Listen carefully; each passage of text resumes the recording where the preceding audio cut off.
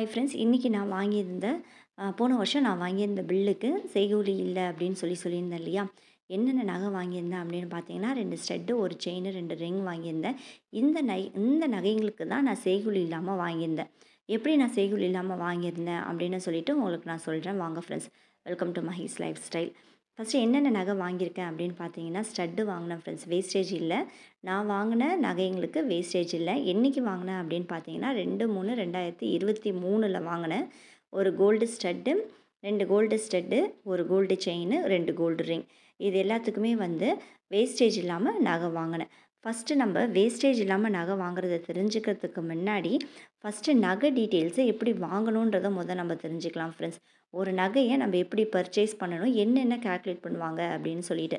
First gold ரேட்டை எப்படி calculate பண்ணுறது அப்படின்னு பார்த்தீங்கன்னா, ஆக்சுவல் காஸ்ட் ஆஃப் கோல்டு என்னென்னா இன்னியோட rate, as per the rate, இன்னியோட டே ரேட், இன்றைக்கி என்ன நிலவரம் அதையும் நம்மளுடைய வேஸ்டேஜ் சார்ஜஸ், அப்புறம் மேக்கிங் சார்ஜஸ், அப்புறம் நம்ம ஜிஎஸ்டி, இது 4ம் தான் முக்கியமாக நம்மளுக்கு பார்ப்பாங்க.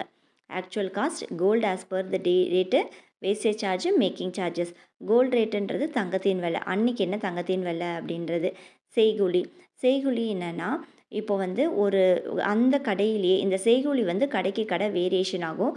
ஒரு நகை கடை நல்ல ப்ராஃபிட்டில் போகுது அப்படின்னா, இந்த செய்கூலி சேதாரத்தை பேஸ் பண்ணி தான் நம்ம எந்த கடைக்கு போகணும் வேணான்றது நம்ம டிசைட் பண்ணணும். சில கடையில் இந்த செய்கூலியும் சேதாரத்தும் அதிகமாக ஏற்றி வச்சுருவாங்க.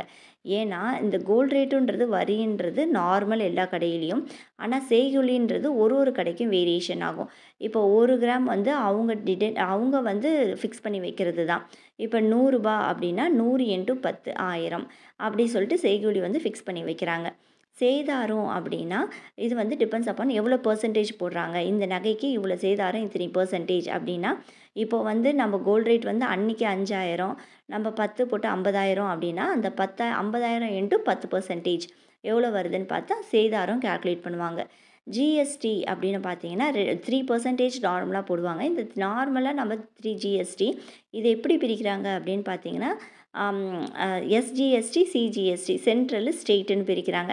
அது 2த்துக்கும் பிரித்து 1.5%, 1.5% அப்படின்னு போட்டுறாங்க. டோட்டலாக வரின்றது 3% வாங்குறாங்க. தான் பார்க்க வேண்டியது ஃபஸ்ட்டு. கோல்டு ரேட்டுனா கோல்டு ரேட் தங்கத்தின் விலை, செய்கூலி என்ன, சேதாரம் என்ன, வரி என்ன.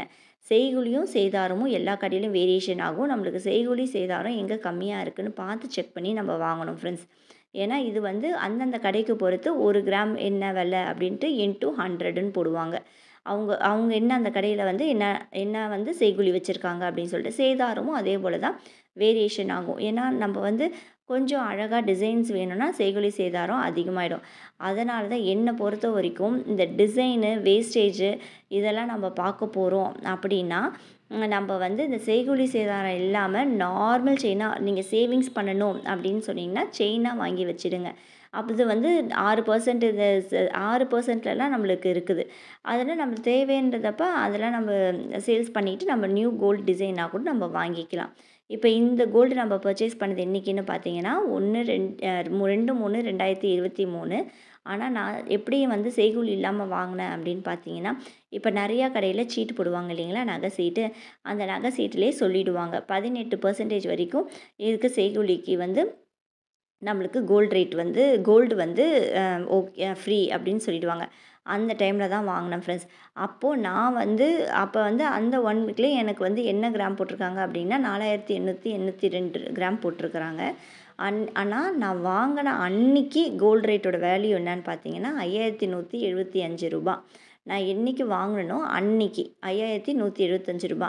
ஆனால் இன்னையோட நிலவரம் என்னன்னு பார்த்தீங்கன்னா 6875 ரூபா.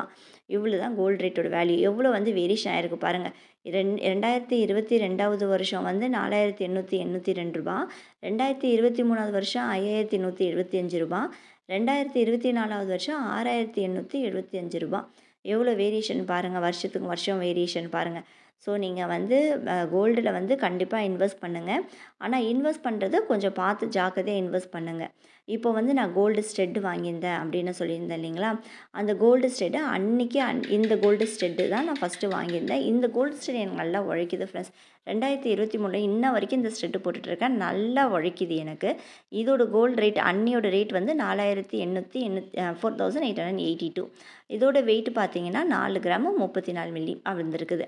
இதோட மேக்கிங் வேஸ்டேஜ் வந்து எனக்கு கிடையாது. ஆனால் மேக்கிங் சார்ஜஸ் போட்டிருக்காங்க ரூ. 810. ஸோ டோட்டலாக வந்து பார்த்தீங்கன்னா ரூ. 19,095 நம்மளுக்கு வந்து வாங்கியிருக்கிறாங்க.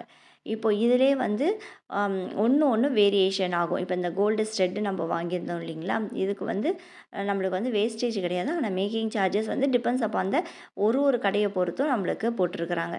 இது வந்து எல்லாத்துக்குமே நான் ஒன்றா பர்ச்சேஸ் பண்ணேன். அந்த பில்லை வந்து நான் உங்களுக்கு ஃபஸ்ட்டு அட்டாச் பண்ணியிருக்கேன், பின்னாடியும் அட்டாச் பண்ணுறேன் பாருங்கள்.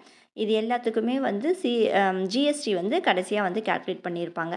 இப்போ நெக்ஸ்ட்டு வாங்கினது இந்த தோடு வந்து எனக்கு வந்து அப்படியே பின்னாடி திருவாணி வந்து என்ன செஞ்சிடுச்சு, வளைஞ்சி அந்த திருவாணியை உடஞ்சிடுச்சு. அந்த அளவுக்கு போலாக இருந்திருக்கு.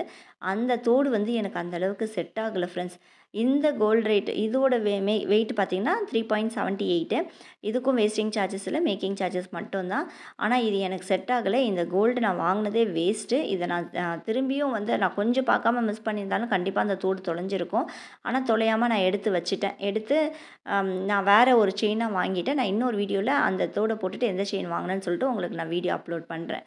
இப்போ வந்து இந்த கோல்டு இது வந்து செயின் வாங்கியிருந்தேன். அந்த தோடு பார்த்தீங்களா, அந்த தோடுக்கு தோடு செயின். இந்த செயினும் எனக்கு உழைக்குது ஃப்ரெண்ட்ஸ். இந்த செயினும் வந்து பார்த்தீங்கன்னா 10 கிராம் வெயிட்டு வந்தீங்கன்னா 10 கிராமு. இதோட அன்றைக்கோட கோல்டு ரேட்டு அதே போல் தான். மேக்கிங் சார்ஜஸ் வேஸ்டிங் சார்ஜஸ் எல்லாமே இருக்குது. இதே போல் தான் கால்குலேட் பண்ணுறாங்க ஃப்ரெண்ட்ஸ். இப்போது வந்து நம்ம இதே போல் நகை சீட்டு போட்டு கட்டி நம்ம எடுத்தோம் அப்படின்னா நம்மளுக்கு ப்ராஃபிட்டு, வேஸ்டிங் சார்ஜஸ் இருக்காது. நீங்கள் நகை சீட்டு போடுறீங்க அப்படின்னா அந்த கடையில் போய் செக் பண்ணிக்கோங்க. காசில் சேர்க்குறாங்களா இல்லை கிராமில் சேர்க்குறாங்களா. கிராமில் சேர்த்தா அன்றைக்கி நீங்கள் என்ன கட்டுறீங்களோ அந்த கிராமை சேர்த்து வைக்கிறீங்கன்னு அர்த்தம். காசுனா வருஷம் ஃபுல்லாக கட்டிட்டு எவ்வளோ அமௌண்ட்டு வருதோ அதுக்கு நீங்கள் போய் பர்ச்சேஸ் பண்ணுவீங்க.